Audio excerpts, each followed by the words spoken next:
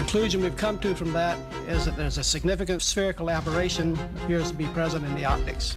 And that we should be able to fix it in our insurance program. So when we were on the first service mission, that was like make it or break it. You know, if we didn't get it going, get it fixed, it was not good for NASA. There was talk about it being make or break it for the International Space Station. If you can't fix a telescope, you can't build a space station. You know, vitally important that we do what had to be done and get it done. Liftoff of the Space Shuttle Endeavour on an ambitious mission to service the Hubble Space Telescope.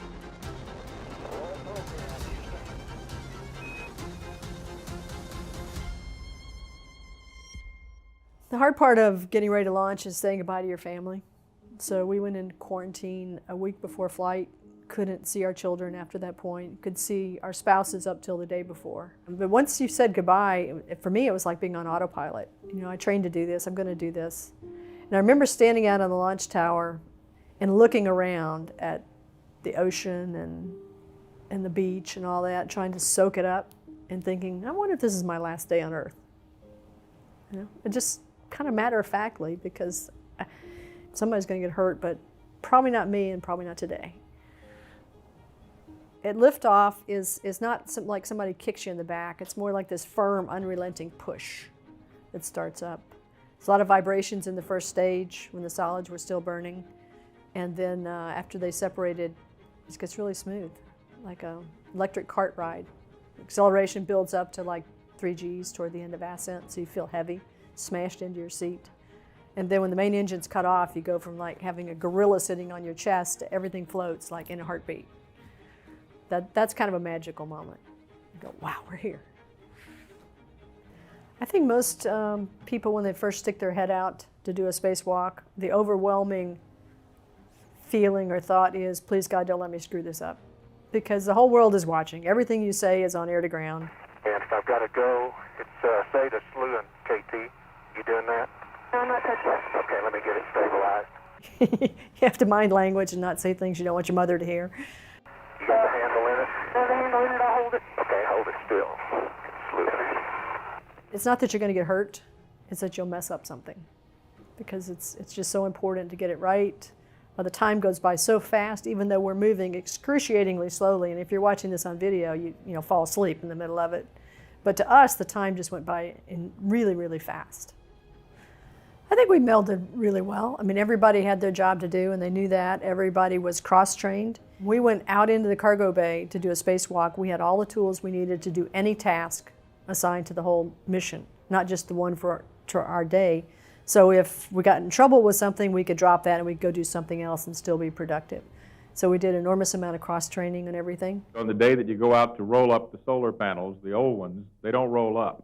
He said you got, or several people have said you got several options of things you can do. What can you do if those pesky solar panels don't work again as you try to retract them?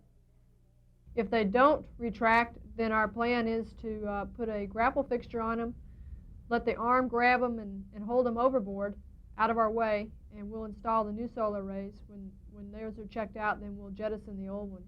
The way the solar arrays are supposed to roll up, and they had to for us to bring them home because we had a place for them to be stowed, and if they didn't fit there, we couldn't bring them home.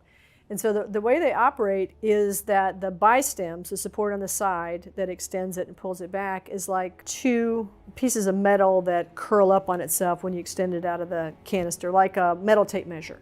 So one curls one way, the other curls around it. So that was the bi-stem. So when we went to retract the one that didn't roll up, we could see that one piece of that bi-stem was longer than the other. Somehow it had slipped. There's a definite kink right at the upper edge of the second panel there, as you can see in the max part of the bend. We knew by looking at it at that point it was not going to roll up. So we knew the night before that we were going to do a jettison the next day. I was holding it and I just took my hands off of it. And at some point the jet plumes hit it. And it started flapping like this giant bird, and we were over the Red Sea and the Gulf of Aden, the deserts. I mean, it was like this pterodactyl cruising out there over the deserts. And I had the best view in the universe. It just riveted my attention to it. Just watching it, and I remember saying, Tom, that looks like a bird. Of the 4 spacewalkers, we all knew what everybody was doing. We knew how to do what the guy out there is doing, and so we could maybe see things. Claude Nicollier was incredible on the arm. He would move it and sort of relieve stresses and strains that we don't even mention to him. He would just see, well, that looks like it's a little uncomfortable, and he'd just tweak the arm a little bit and get you to the right place. And when I was installing CoStar, I was holding it, but the only thing I could see in front of my face was silver. I mean, I had no notion of anything going on around me, so my job was to be a rigid body. And he's the one who actually drove that in for the most part. Tom would give me some clues about pitch up, roll a little bit, but mostly it was Claude that, as long as I stayed rigid, he could put it in there. He could drive it in, and we had clearances that were really small, getting in the 2 guide rails. Every time we stuck in an instrument or did something, the ground would command it, and we'd see that power was on and that it was sending data. So before we landed, in fact, by the time we'd finished the 5th spacewalk, we knew that everything that we could do had been done correctly.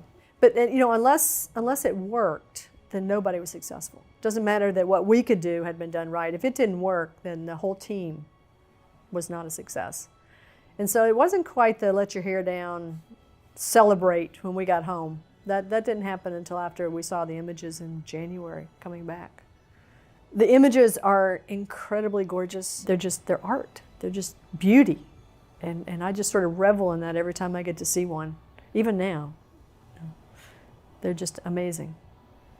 Hubble, I think, was the most incredible invention since Galileo and the telescope, as far as astronomy and astrophysics. Hubble has generated data that generations of scientists are going to be still looking at, still analyzing. It's just generated tons and tons of stuff. More discoveries will be made after Hubble's done, because the data will still be there. I feel personally connected to the Hubble because my oldest daughter was 11 years old when we launched on that, and she got her PhD in astrophysics using Hubble data. Her dissertation director got his PhD using Hubble data and dedicated his dissertation to the astronauts who fixed Hubble. So I feel like it's partly mine. Okay, KT. You ready? Yeah, I'm ready. Okay, they say you got to go for release. Expect 20 pulses on the RHD. Hey, no hands. It is going to be 20 pulses on the RHD for a set burn. Okay. Look how stable you left that.